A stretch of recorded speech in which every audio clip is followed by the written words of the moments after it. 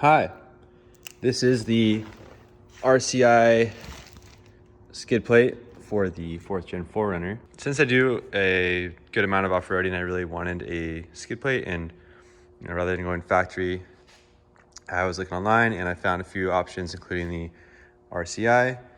All the skid plates were priced pretty much at the same point, so I kind of wanted to get one that wasn't super heavy because I'm getting horrible gas mileage as it is.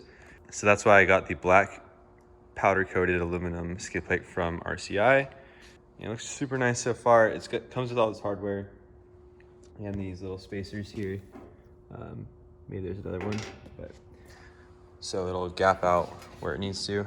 So it looks like on the inside. It's super light, super thick. You can easily pick it up with one hand, just a couple fingers. Left-handed, I'm not super strong, probably like 25 pounds or so. The stock skid plate would go from up here, this support, right down to here or so. And then you have your transmission-ish. I guess this is the engine skid plate here that goes from the subframe kind of to about there. So that's where the stock one is covering. The front of this is going to mount up here, and then those are going to kind of go up and fit into the factory holes. Here's a view from down under. It's really nice. So the little spacer bits, they go in here. Those black spacers you probably can't see.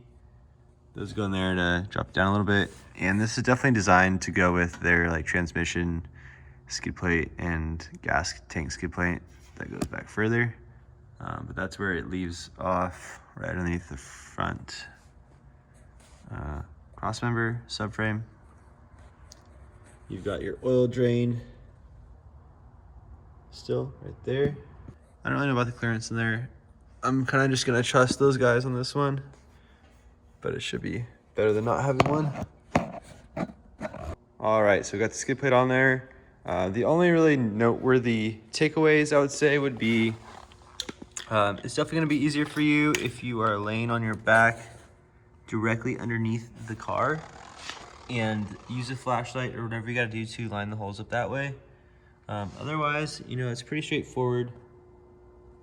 I think pretty much anybody can tackle it with basic knowledge of how to use a wrench or a ratchet. That's how it looks. I did have to use a ghetto bolt for now. This was stripped out, which is probably why I had no skid plate to begin with. So I temporarily used that bolt. I'm gonna get a slightly longer bolt to go through all the way up to the top and throw it on the top. But if your front core support cross member is stripped out or rusted or whatever, you may have to get two longer bolts to go all the way through to the top. But other than that, it's pretty cool. Pretty straightforward. I like it. It's clean. It's simple. Definitely gonna add a filler plate up here just to cover that a little bit. Cut up an old sign that I have for that, just a little bit custom. Nothing too crazy, but just to cover that. But that's it for now.